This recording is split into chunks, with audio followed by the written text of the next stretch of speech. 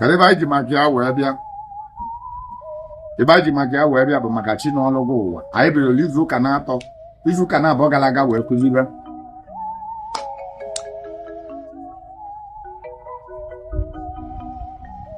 Chi n'ọlụgụ ụwa.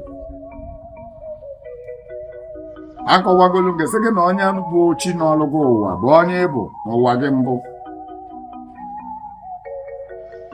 Onye bụ chi n'ọlụgụ ụwa bụ your guardian angel. Onye bụ chi n'ọlụgụ ụwa bụ your protector. Onye bụ chi n'ọlụgụ ụwa bụ your mouthpiece in the underworld. Onye bụ chi n'ọlụgụ ụwa bụ your representative. The captain of your life, the pilot of your life, the driver of your life. Onye bụ chi n'ọlụgụ ụwa. Agwago m gị sị gị na nwere ọka ị ga-anwụ ị ga-eje n'igwe. Ma ọ nwere ọka ị ga-anwụ ị ga-eje ọkụ mmụọ. Ma ọ nwere ọka mmadụ nọkọtara nwụrụ asị na onye bụ jebele pọgatrị.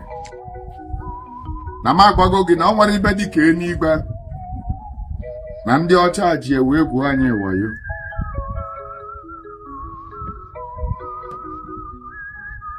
Ebe onye si wee bịa ụwa ka o si ana maka esiri n'igwe wee bịa. Ebe anyị si wee bịa ụwa bụ na spiritual world. Ị bịala ụwa n'ụwa bịa yile awụlụ mmadụ ma gị bụ mmụọ yi akwa. Iru ma niile arụ ma niile bụ akwa nji na mmụọ. Akwa ka ọ bụ. I am a spirit living inside the human body. You are a spirit living inside the human body. This body can destroy, this body can fade, this body can decay, but nothing will happen to the spirit. I want you to know.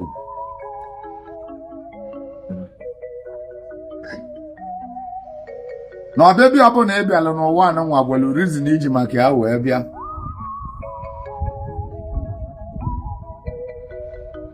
Agwakwala m gị sị gị na mgbe anyị na-abịa ụwa na mụ were a whole lot of friends mele escort anyị wee bịa bụ ụwa.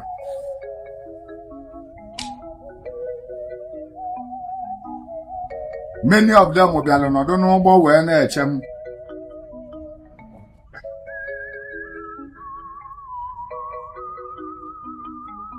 Mụnwa bụ onye welibe ndị maka ya abịa ụwa wee bịa bụ ụwa. Likewise many other people. Ebe ị bịara eme n'ụwa bụ agreement nke na chi gị.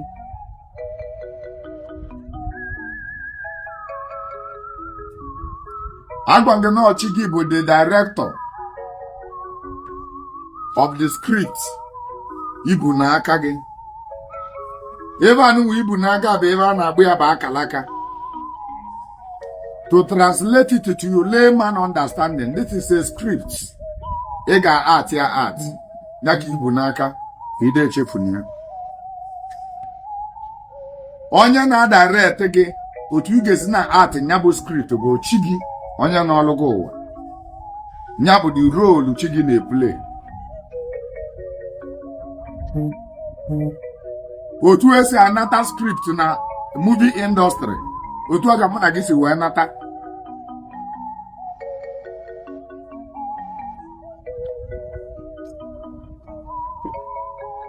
Destiny Chikova, ma Chacha Eke, ma Jubi Michael, otu afa si anata script, anọgadaba art baka onye ala.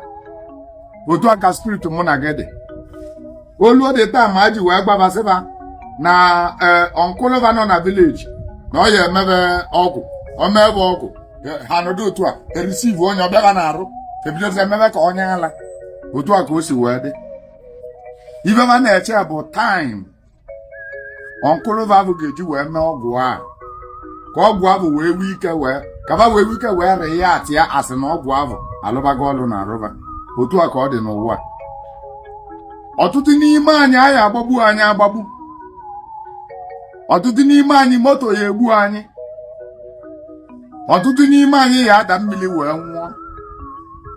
ọtụtụ n'ime anyị ọkụ ya agbagbu anyị sọsọ onye nwere the right to correct your script ma ọ bụrụ na ọ mmemme the life of many affect gekwentị na iwere ike ọ bụ na accident dị gị n'akala aka ewere ike ọ bụ na ị kwesịrị ịnwụ ọnwụ ike not in your script says na at this particular point in time na onye dị otu a na moto ga-ali elu pieces ya arụ ya damage ụbụrụ ya awụsa na main road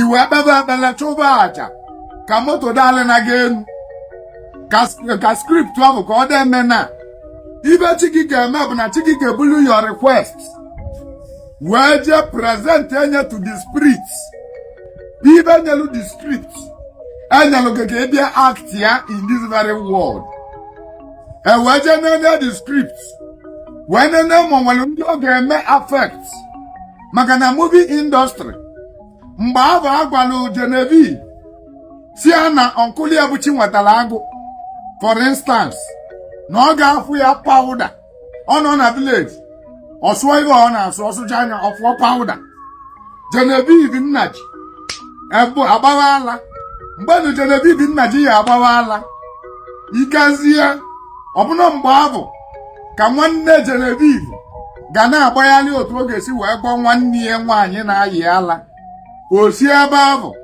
o weta connection of billionaire ikezie ebe ọ na-anọzi n'ebe agwụ obu billionaire kwụsị na moto wee kpọọ ọnya si ya bịa kedu ebe o wesị ya my sister is sick, our mother is late, our father is late, in order ka billionaire bụ wee weli obi ọmịiko according to the script.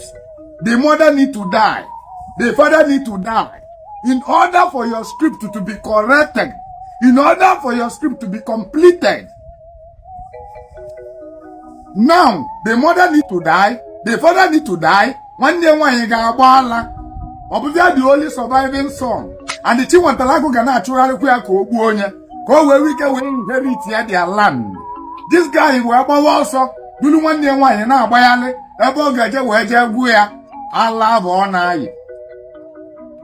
And then Genevieve ga-agba ala for 5 years before finally agwọta ya nyaba ala. For instance, now ọ bụ na emepe Genevieve anya dịka ụwa anụnwanyị nọ o wee fụ na abalị ya na ọ ga-agba ala ọ ga-asị mba si wepụli ya ala ọ kpebe ekpele ka chi ya mee gịnị wepụli ya ala ma gị malụ the script says nọ mgbe a na ọ gbabala ala nọ mgbe ahụ ka ọganyala abụghị eji wee wee obi ọmịiko ebe nwanne ya nwoke nọ sendie nwanne ya abroad duru ya bụ Genevieve tinye na saikia wee gwara ya ala. After 5 years Genevieve adị mma nwanne ya na-akpata bastard money. Are you understanding the script? Now Genevieve wee kpebelu sichie na nya chọrọ ịgba ala nya wepụrụ ya ala. What does it mean? It means na nwanne ya nwoke a ama nje obodo oyibo. Are you getting the point? It's not every of your prayer that your chi will answer. Are you getting the point?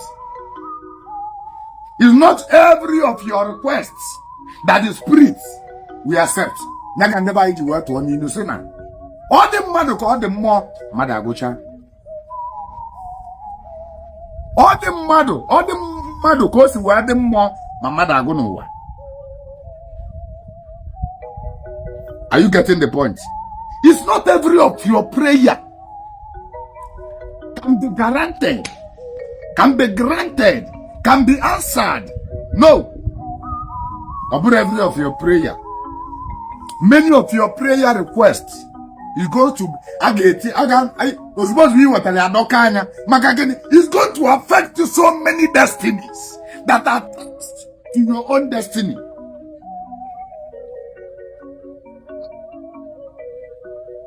The other time, saying no one and what I gonna be over. Or say na ga-akpa obiam na ọ ga-abụ obiam at the beginning na ọ ga-abụ ezigbote obiam. I say ebe obiam ka ihe ya mmadụ ga na-eme. O si okay, mami ya pụọ n'ụzọ. Mami ya pụọ n'ụzọ bụ na mami ya ga-anwụ. I say what of your father? Na ebe obiam of your father was it? Maka na script says na nwata nwa ga-ata abụbụ from birth. The script says this child is going to suffer from birth. From the discussion of what I guess we have, Pulu Piamonto, Bulonia and Yota Madu Welly, Asiam Ban, Nobula Yota Madinelli, Kaya or Madame Mezi. Okay, the script says, oh, yeah, see what Mamia, see what Papia. What does it mean in Amoya Mamia and Papia?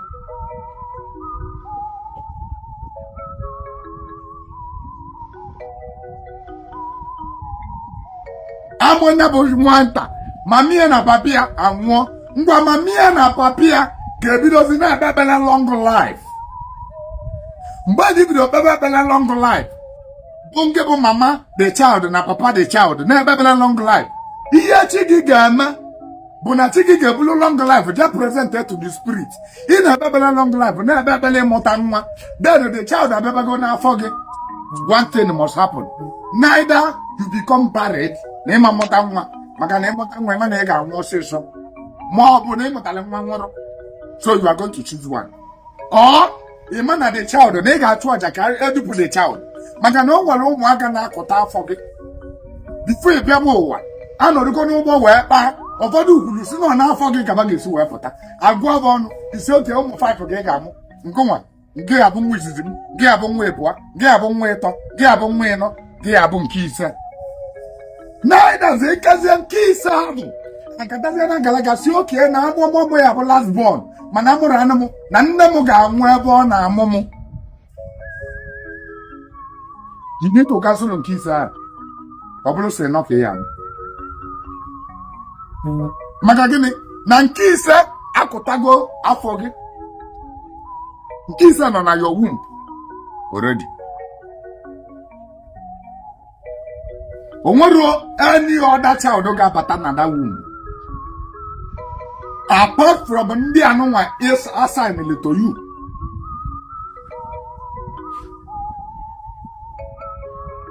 Ndi assigned to you. Ndi below people wanna beg. In a bill wanna beg Mukadaka like Ijabia. If you not be one of them, Kadaka can sure. Akalaka go remember Akalaka ma effect. Makanaka kaka jidaka or wajen. In our two destiny and achieve meet, one must to pass each other. Oh my God, Obanaka Managa Marshall. Naige Biogono Gondo. A man I will can come back and Kagi. You know.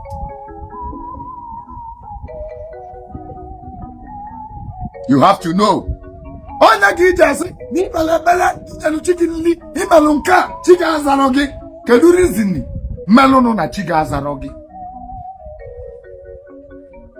Why? Kedu ye melono na chiga azarogi?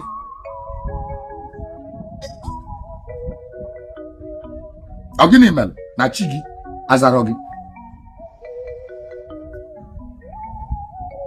Naka na ajo agbage ya. Many of your requests is going to affect your child. Your child's destiny is at stake. Magagini, in a babala cable gayala, why the destiny says no, the apologies are about Nabego. Chica present here. Open a destiny can wage, Gailin Kagi, Maganego Wagiga Pata, Girl Telege, Bamagi Apatego Kia Jibamut. Bamwagi apatego kiye jibiana mancha. Bamwagi apatego kiye jiba flights. Bamwagi apatego kiye jiwa 20 million naira na account ogi. Bamwagi apatego koe jipolo job do yibo. Bamwagi apatego ke everything ge jiwa de. Mani no na this your YouTube page na ebelego. Kadiba melo ni chigi jiwa zagia. Magana obu na chiga zagi we patanya bu ego. Ima na ego nwagi ne ga this limit. Magana nwagi abu katana galaga no onye ga-azu ya ma mkpa ego, onye ga-azu ya ma mgba moto, onye ga-azu ya onye ga-abụ mami ya ama nlo ni ge bi na rent until na nyabu nwa awask ya. Ke wana fear from grass to grace. Are you getting the point? I am telling you the spiritual view of this very world.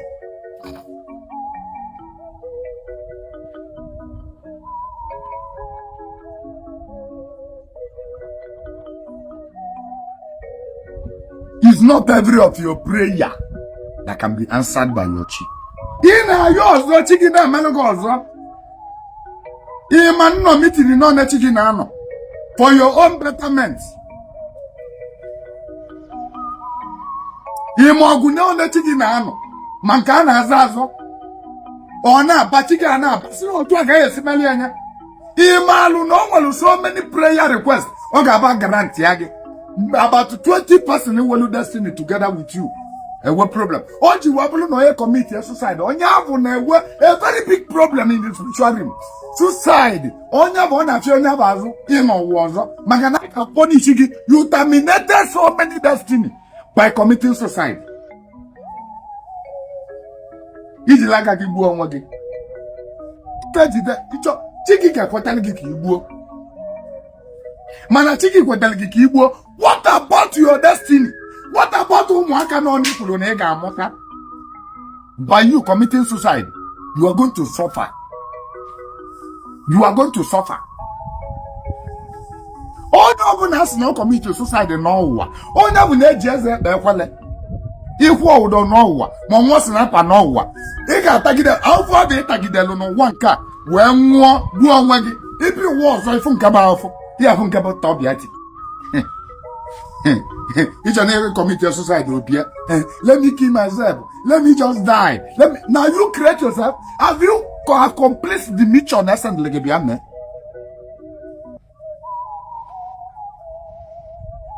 mission has a have you accomplished it? You want to kill yourself?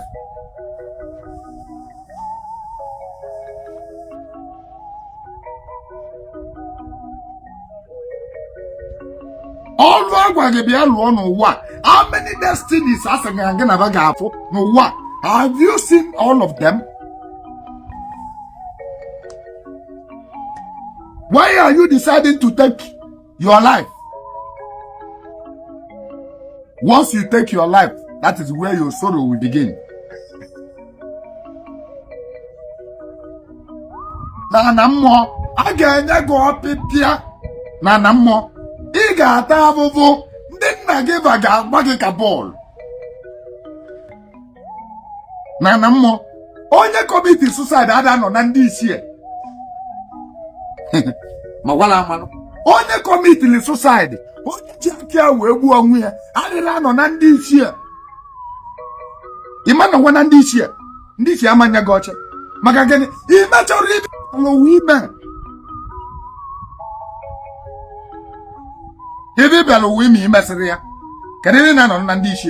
Nobody is going to accept you. And you are returning back to suffer the men suffer.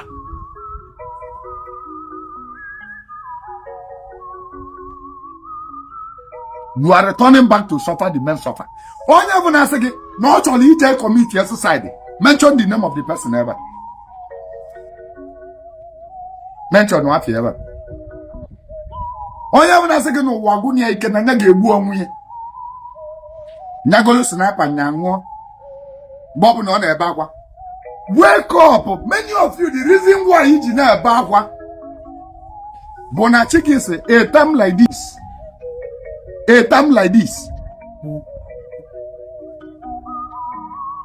is going to affect you in your life. But as time goes on, even in a fokachi.